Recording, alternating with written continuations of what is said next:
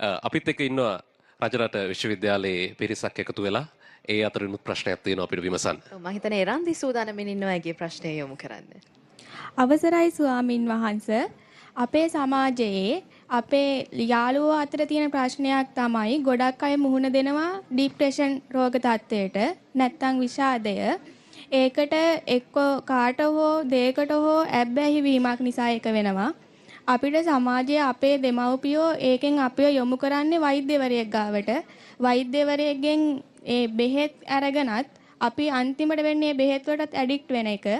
අන්තිමට ඒ බෙහෙත් නැතුවත් බැරි වෙනවා. අපිට ඒ තත්ත්වයට යන්නේ නැතුව අපිට ප්‍රශ්නයක් වුණාම අපි ප්‍රශ්නේ වැඩි දියුණු වෙවි යන එක නෙවෙන්නේ. ඒක එහෙම නොවි බුදුදහමෙන් අපිට ඒක ප්‍රශ්නේ වැඩි දියුණු එක වළක්වා ගන්න කරන්න පුළුවන් දේවල් මොනවද අපේ හාමුදුරුවෝ? ඔය ડિප්‍රෙෂන් ඔගේ කෙලවර සමහර විට තමන්ගේ ජීවිතේ නැති කරගෙන වෙන්න පුළුවන් අපේ මරණය සීදී නසා ගැනීම. එතකොට දරුවන්ගේ ඒ වගේ ડિප්‍රෙෂන් වල මූලික ලක්ෂණක් තියෙනවනේ. දර කොණ්ඩේ යනවා, ඇස් යට කළු වෙනවා, කෙට්ටු වෙනවා, කණ්ඩ බෑ, කල්පනා කරනවා, නිින්ද යන්නේ නැහැ. දැන් බලන්න ඕනේ මොකක්ද මේකට හේතුව? ડિප්‍රෙෂන් වලට ලොකු හේතුවක් තමයි බලාපොරොත්තුව කියන එක. බලාපොරොත්තු වෙලා ඉන්න දේ නැති වෙච්ච ගමන් මොකද වෙන්නේ? මම දැන් මේක තුරුණු සිත හින්දා තරුණ සිත්වල තියෙන ප්‍රශ්නයක් කතා කරන්න. ඔය ලොකු ડિප්‍රෙෂන් තත්ත්වයක් ඇති වෙනවනේ ඔය අර බලාපොරොත්තු වෙන ප්‍රේමය නොලැබුණාම. මේවා තියෙනවන්නේ මේ සමාජ ඕනතර. එතකොට බලාපොරොත්තු වෙච්ච ආදරවන්තයා වන්තිය නොලැබුණාම අපි අර ආදරය කියන්නේ මන්දයි කියලා කියනවනේ සමහර. අපි හැම වෙලේම උත්සාහ කරන්නේ අර එකක් මතක තියාගන්න මේ ලෝකේ අපි හිතන විදිහට හැම එකක්ම වෙන්නේ නැහැ. එහෙමනම් මේක ඉතින් මේ ලෝකේ මට ඕන විදිහට හැම එකක්ම වෙනවද? මේ ලෝකේ මම කැමති විදිහට හැම එකක්ම වෙනවද? මේ හැම එකක්ම පරස්පරයි. මේ නොගැලපීම් සමුදායක් තමයි ගලප ගන්න හදන්නේ.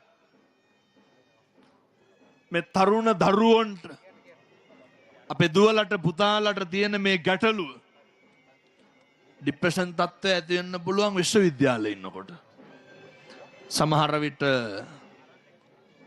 ඇති වෙන කෙනෙහිලිකමක් මත සමහර විට ඇති වෙන ඔය ඕන තරම් අපිට එහෙම දරුවෝ හම්බෙනවා අම්මා තාත්තගෙන් පවා ආදරය අහිමි වෙනවා. එතකොට සමහරක් නේ තාත්තලා කෙලින්ම දරුවගේ මූණට චෝදනා කරනවා. මගේ කියන විදිහට මොන්නම් අර උඹ මගේ නෙමෙයි කියලා සමහර තාත්තලා කාටද කියන්නේ? දරුවට කියනවා. ඇති ඒ දරුවෝ ડિප්‍රෙෂන් හැදිලා බේරෙනවා. එතකොට සමහර අම්මලා කියනවා සමහර විට පොඩි කාලේ නේ කවුරු හරි අර හදාගන්න දීලා අර වැඩිවියටපත් වුනහම කියනවා උඹ අපේ නෙමෙයි කියලා. එහෙම දරුවෝ මට ඕන තරම් හම්බෙලා තියෙනවා. ඒ දරුවෝ අහනවා කොහොමද හාමුදුරනේ දරාගන්නේ? සමහර දරුවෝ අහනවා හාමුදුරනේ අම්මා කියනවලු ගෙදරින් ඵලයන් කියලා. කොහොමද හිත හදාගන්නේ? තාත්තා කියනවලු උඹට ඉන්න බැරි නම් ඵලයන් කියලා.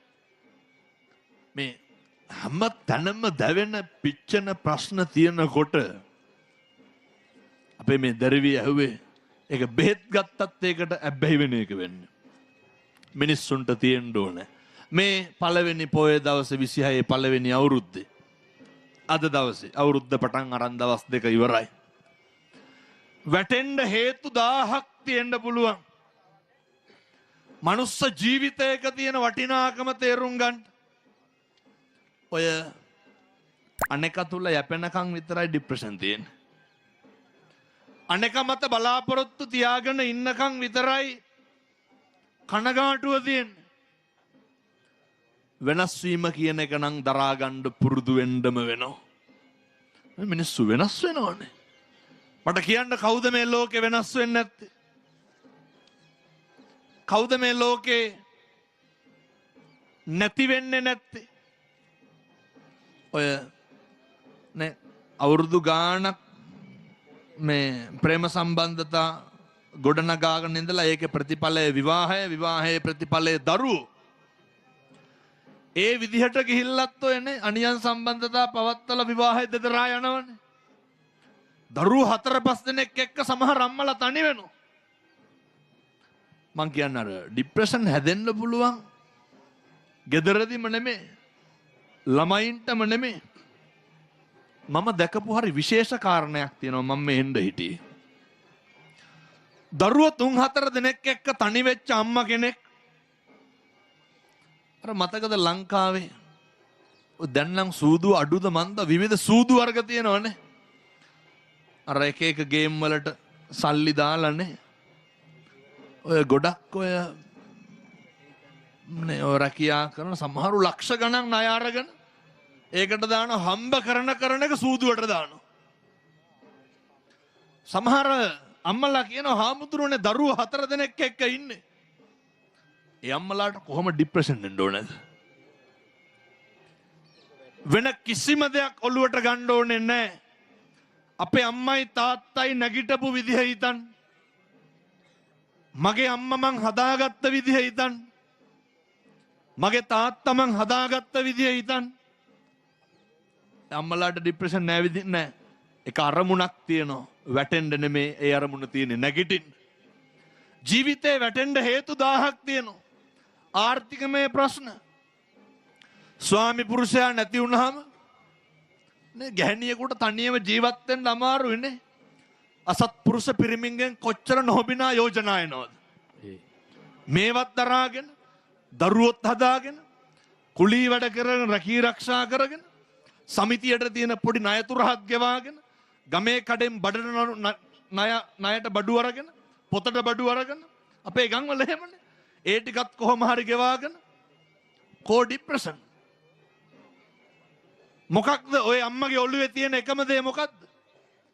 දරුවෝ ටික ලොකු මහත් කරන එක විතරයි. මතක තියාගන්න.